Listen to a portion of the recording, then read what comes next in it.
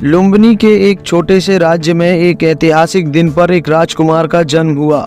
उनका नाम था सिद्धार्थ गौतम। सिद्धार्थ के पिता राजा शुद्धोधन एक शक्तिशाली और समृद्ध राजा थे। उनकी मां रानी माया देवी एक बुद्धिमान और दयालु महिला थीं। कहा जाता है कि सिद्धार्थ का जन्म एक खास घटना के दौरान हुआ, जब रानी ने एक सपना देखा था जिसमें उन्हें एक बौद्धिक व्यक्ति की संतान का जन्म होने का संकेत मिला था। राजकुमार के जन्म के बाद उनके पिता ने यह सुनिश्चित किया कि सिद्धार्थ का जीवन भव्य और सुखमय हो। महल में उन्हें हर तरह की विलासिता प्रदान की गई। सिद्धार्थ ने अपने बचपन में शारीरिक और मानसिक दोनों तरह की शिक्षा ली। उन्होंने घुड़सवारी, युद्ध कला और विभिन्न विद्या में निपुणता हासिल की।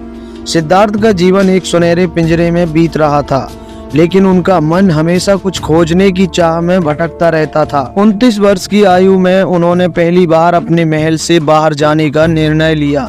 इस बार उन्होंने 4 दृश्य देखे जो उनके जीवन को बदलने वाले थे।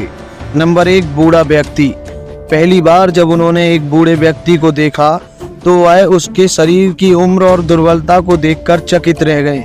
उन्होंने समझा कि हर व्यक्ति वृद्ध होगा और इस स्थिति को देखकर उनका मन उदास हो गया। नंबर 2, बीमार व्यक्ति।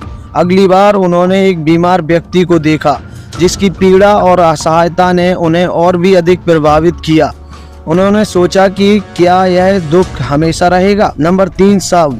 तीसरे दृश्य में उन्होंने एक शव को देखा। यह उनके लिए सबसे भयावह अनुभव था।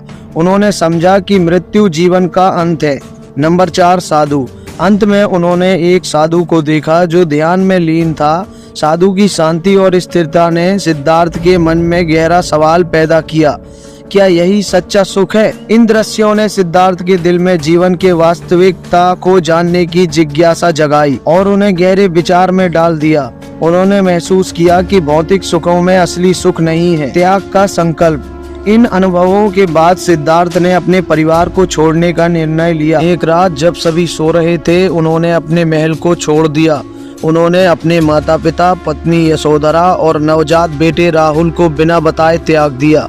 सिद्धार्थ ने संकल्प लिया कि वह सत्य की खोज में निकलेंगे और इस दुख से मुक्त होने का उपाय खोजेंगे। सिद्धार्थ ने अपने त्याग के बाद कई साधुओं से शिक्षा ली। उन्होंने कठोर तपस्या की और 6 वर्षों तक अपने शरीर को कष्ट दिया।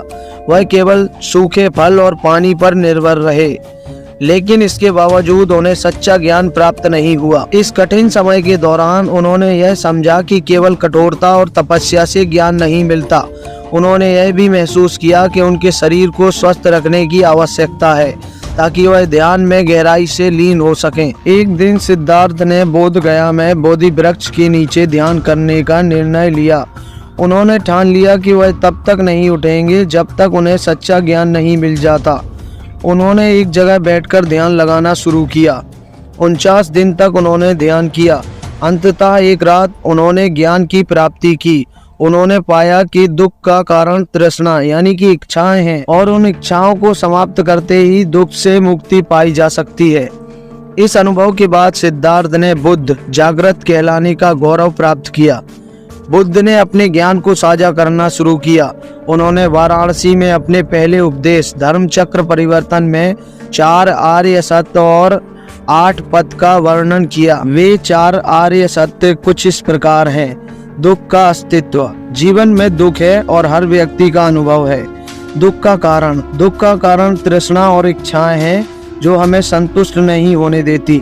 दुख का अंत संभव है यदि हम अपनी इच्छाओं को नियंत्रित करें। मार्ग का अस्तित्व। दुख के अंत के लिए एक मार्ग है जिसे समझकर हम अपने जीवन को बदल सकते हैं। और 8 पद कुछ इस प्रकार हैं। सही दृष्टि, जीवन के सत्य को समझना। सही संकल्प, अच्छे विचारों और इरादों के साथ आगे बढ़ना। सही वचन, सच बोलना और नकारात्मक शब्दों से बचना। सही क्रिया, अपने कार्यों में नैतिकता का पालन करना। सही आजीविका, अपनी आजीविका का साधन नैतिक होना चाहिए। सही प्रयास, अच्छे कार्यों में प्रयासरत रहना। सही ध्यान, ध्यान की प्रथा अपनाना। सही समयक संविचार, सोचने के सही तरीके को अपनाना।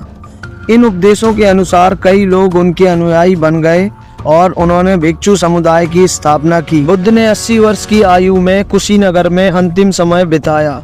उन्होंने कहा कि सभी चीजें नाशवान हैं और उन्होंने अपने अनुयायियों को सिखाया कि मृत्यु एक स्वाभाविक प्रक्रिया है।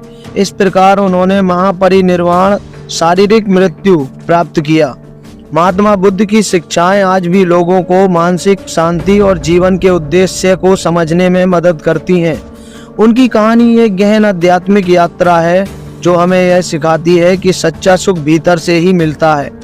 महात्मा बुद्ध का जीवन और शिक्षाएं न केवल व्यक्तिगत विकास के लिए बल्कि मानवता के लिए एक गहरी प्रेरणा है।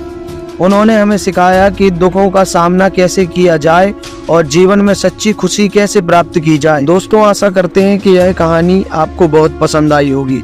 अगर वीडियो पसंद आई है तो कृपया हमारे चैनल को सब्सक्राइब करें और बेल आइकॉन को भी जरूर दबाएं। यदि आप चाहते हैं कि हम बहुत आगे बढ़ें तो आपका सहयोग करना बहुत आवश्यक है। धन्यवाद।